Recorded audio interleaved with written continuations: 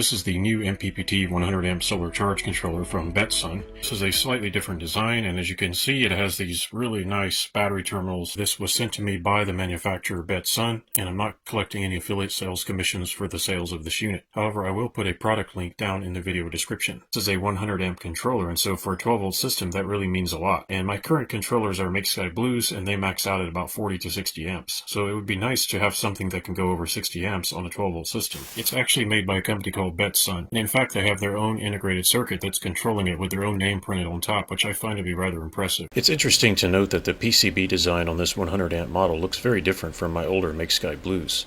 Now, one of the challenges to pushing 100 amps is you need to have really thick cables, and I've got to figure out how to interface the cables that I do have with these connectors. So that might be still a challenge, but we'll figure it out. We do have these output terminals here, and I use those sometimes for running fans and other equipment. Got a USB port there. So obviously this is a 12, 24, and 48 volt system. I'm going to be testing it on 12 volts because that's where the 100 amps really comes into play. Let's go ahead and hook this up to my bench power supply and just make sure it powers on before I do anything else. I noticed the fan sounds a little quieter, and there's no more fan on the front. Instead, the fan is located at the top, which, you know what, that makes a lot more sense. Those are all the default settings. The buttons are different. I had at least one of these MakeSkyBlue units that had buttons on it that failed. Maybe these are better.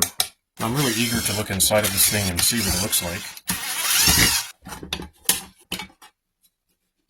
Front display panel, which has some kind of a driver IC on there, version 2.0 on the PCB. Starting at the bottom, we have these two massive terminal blocks here. It's very nice to see those. I think this is probably something to do with surge protection. This is the PV connection here. This is the battery connection. These are the input capacitors, and we have two massive inductors. I noticed these interesting looking connectors. I'm not sure what those are used for, or either that or they're jumpers. I'm not really sure. This is a 160 volt capacitor, so this would be the PV input. The capacitors here are actually 63 volts, so these would be for your battery side. What I'm really paying attention to here is the PCB process, attention to detail, and the build quality. So far, it actually looks pretty good. If you look at that chip there, it has a wet look to it, and that's because there's a conformal coating that's been lacquered over the board. And you can see that on that microcontroller there is a little bit of a shiny surface, and that's actually, it's kind of like lacquer covering all the components on the PCB, assuming it's properly applied. So what that does is it gives you some waterproofing of the circuit board. It doesn't mean you can dunk this in water. It just means that hopefully corrosion issues will be limited, if possible completely mitigated. It's actually good to see. Not all charge controllers have this. It does take extra cost, extra effort, and I'm very thankful to see that they put that in there. I like what I see so far. Doesn't mean it's going to work well. We'll see.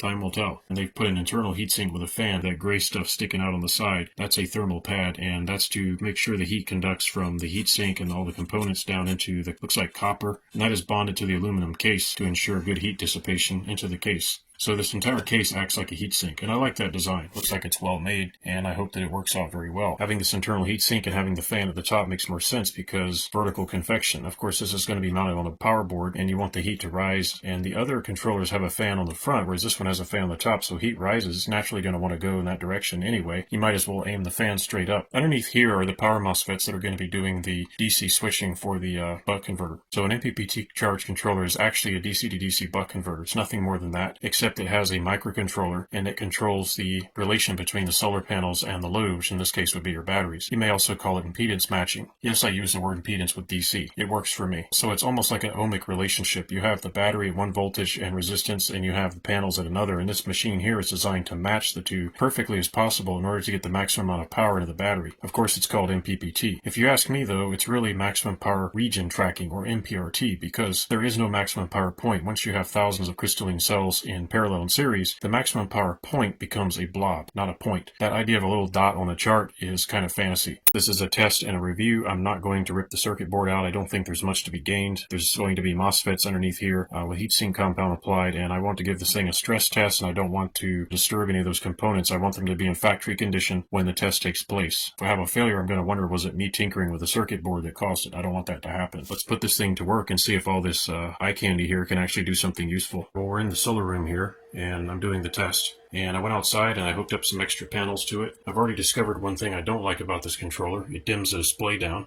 and you can barely see it. Actually, on the camera, because it has a light, you can see it. Without the camera light, it's extremely hard to read that display. You push a button, I wish it stayed like this all the time, but really this is a minor issue. You'll notice that the PV voltage is into the high 40s. That's because the cables I managed to find are not thick enough for the current that I'm pushing. They'll do for the test. As long as you're above 12 volts, it's not a problem. So the actual array voltage here is more like 53 volts. We're only getting about 500 watts now because it's in the morning, so I have to wait for the sun to come around and hit the panels. I had to make myself some adapters because the cables I own are not quite suitable for this terminal block here. And I've got some fiberglass tape here wrapped around the ring terminals, and the cables drop down here to one of my battery banks. 12 volts.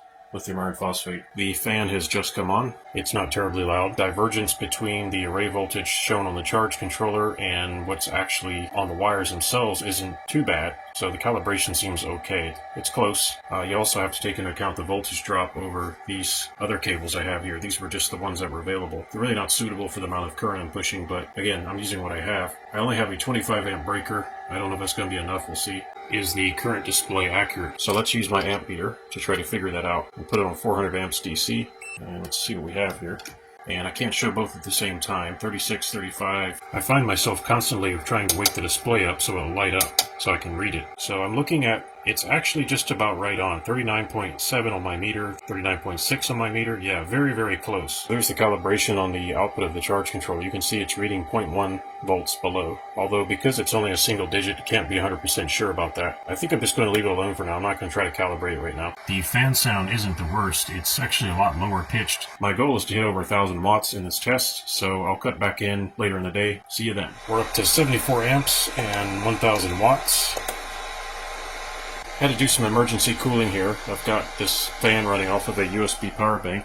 The internal temperature was getting up to 60 Celsius. Now that I put the fan on, it's down to 56. The air coming out is quite warm. So 56 Celsius, yeah, I'd like to see it cooler than that, but the reality is this thing is pushing like 70 amps, so I'm actually a little bit impressed. All of my MakeSkyBlue controllers top out at about 60 amps. So this is the first time I've had something this small that supposedly can push 100 amps. I would be comfortable running this at around 80 amps non-stop with proper cooling. I don't know whether I'm going to be running it full time at 100 amps. This thing is helping run my air conditioner, which is just cranking away because today is a really hot day. I'm in the process of building out some more solar arrays, and I've made quite a mess out here.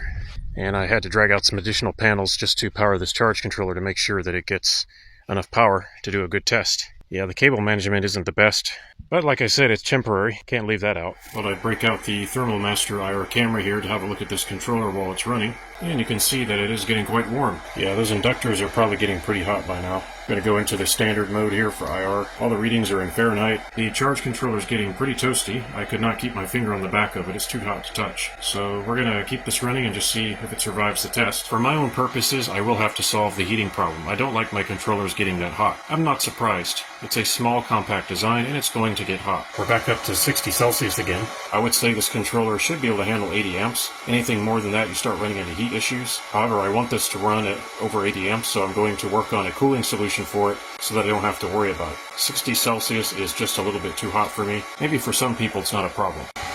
Alright, we've hit 91 amps. Very nice. Let's see what the temperature is. 60 Celsius. I gotta say, this thing delivers. It does what it does. 1200 watts. PV voltage keeps going lower and lower. That's due to ohmic resistance in the cables that I'm using. And I just popped my circuit breaker. That isn't going to stop me. I just bypassed the circuit breaker with a shunt. Hopefully that breaker won't blow again. We're back up to about 90 amps.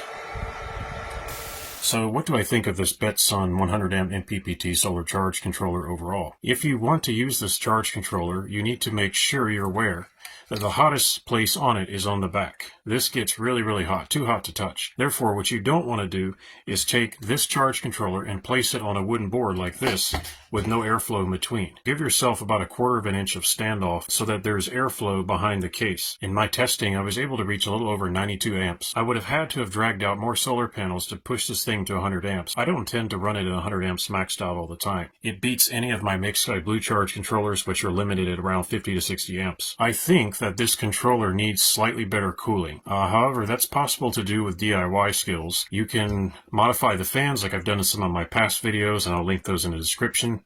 You can attach heat sinks directly to this aluminum case, as long as they make good thermal contact, because this entire case is in fact a heat sink. They have clearly labeled the PV and battery positive and negative. It's so easy to see. The interface on this is very simple. There's not a whole lot going on. You just have to set your voltage set points and your calibration if necessary. It keeps turning the backlight down and you can't read it, and I keep finding myself pushing these buttons to wake it up. However, that's a minor complaint. Very easy to fix with software. So I would give this charge controller 4 out of 5 stars. What kept me from giving it a 5-star rating is mostly the thermal concerns. It just gets too hot. And I'm going to be reasonable here and say this is not a bad controller. I'm shocked that this thing can handle over 90 amps and only reach 60 Celsius, although I did give it a little bit of extra cooling. Probably would have helped if I'd mounted it in a vertical position like this. I had it at an angle, but you know, I'm trying to push it. It is a review and I don't want to give it too easy of a time, but I would highly recommend you mount it like this. Never mount it flat on its back. So for me, the best recommendation I can give this is I'm actually going to install it on my solar power equipment board, and I'm going to use it in a long-term test, and we're going to see day to day how long it survives. We expect to operate this controller at about 80 amps every day and probably burst to maybe 90 amps when there's extra sun coming in. And I think that's pretty reasonable. I hope you enjoyed this video. Hope it was helpful to you. Thanks for watching, and I'll see you next time.